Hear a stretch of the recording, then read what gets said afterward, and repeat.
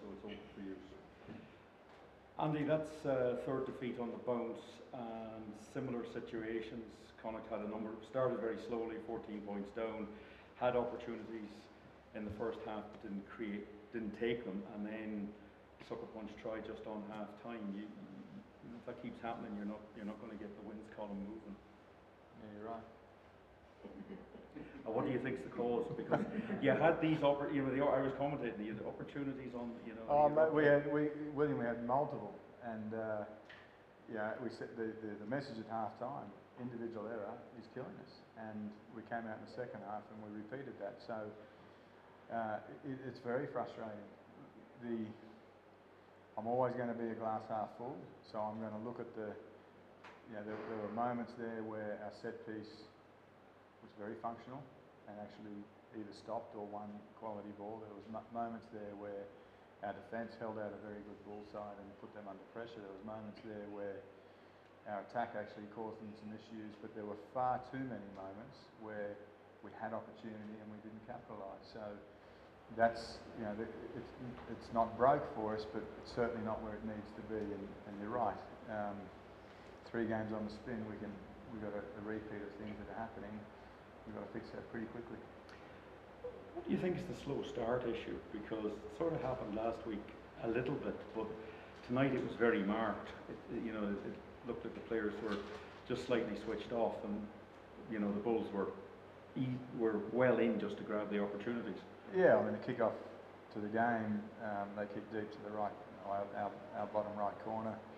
We kicked the ball out. The one thing we said going into the game, don't give Bulls access into the 22, because that's where they get their fuel. So within 15 seconds, we've given the Bulls access into the 22, which leads to a penalty, which leads to a 5-metre line out, and we've just given them what they want. So but that comes down to individual error, which is exactly what we said there before. So listen, we need to be better. We know that. Third game of the season, and we've got a bit of work to do, but we've got enough time to get it right. When you're chasing a game like that, I mean, Mac Hansen really tried to get himself involved. He chased around, he worked very, very hard. But the final ball there sometimes was just maybe a bit optimistic, and those situations became a bit frantic. Is that something that also you want to get under control, that you're more in control of what you're actually doing? Yeah, I'll pay a compliment to our fighting spirit, because and that's what Connacht is. We had a lot of fighters out there, but we were individual in our fight often, and there was that frantic nature about it. But there's a lot of character and a lot of strength and of character in that team. They'll never die wondering, but we'll die a slow, poisonous death if we don't get more collective in the things we're doing, and if we don't eradicate some of those errors there.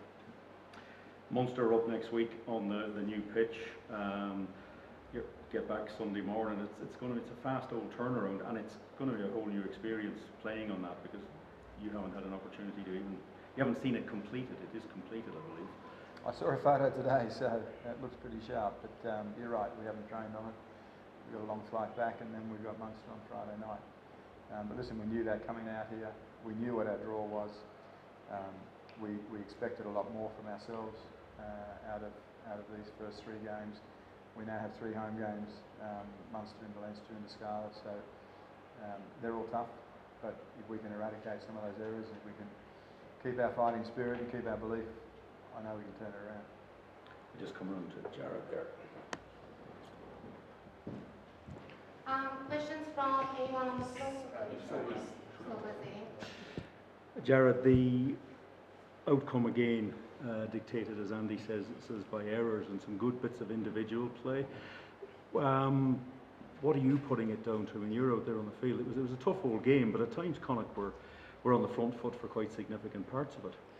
Yeah, exactly right. That was what was so frustrating about it, because you see some really good passages of defence, of set piece against a strong Bulls team. That's their bread and butter there. So, but like Friendy said, when individual error creeps in and you can't finish things off, or you can't add that extra pass or a couple of phases, you just give the ball back to the Bulls, and all of a sudden, we're defending them all 5 metres out again, and it's so bloody frustrating, because we've been working hard, putting ourselves in a really good place, but at the end of the day, no one sees that. They just see the 80 minutes that goes in on the pitch on the Friday or the Saturday, and at the moment we just haven't been able to put together an 80-minute performance.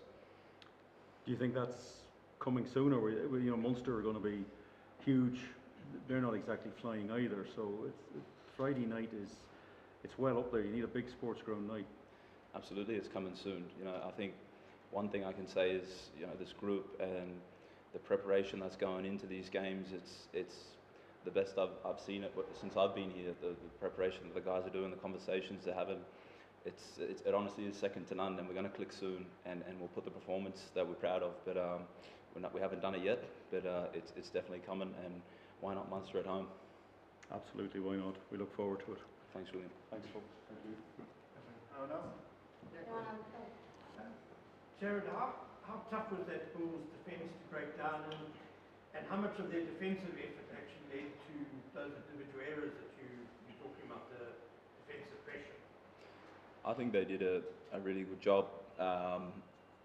You know, there were times we were able to string together phases and create opportunities out on the edge, and I think they solved them pretty well. And they forced us to have to kind of go back and reset and try and go again. And credit to them, they forced error in that. But so yeah, I think they did well. Anyone else, guys? Anyone online?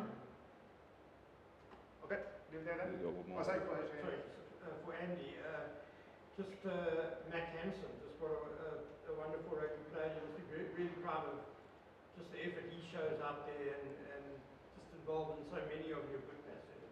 Yeah, he is a tremendous player, and you can see, you know, he just, like others, and they all do it in different ways. I thought some of the physicality of some of their players was really, really solid there tonight. I thought some of the work off the ball from some was good, but Mac's got an amazing ability to get on the ball, and when he does, he creates something, and you know, he's got a special gift there. But you know, he like all of us, we're sitting in that change room now, very, very frustrated, as JB just said, and I thought you spoke really well there. It will click, and when it does click, it will be a good footy team.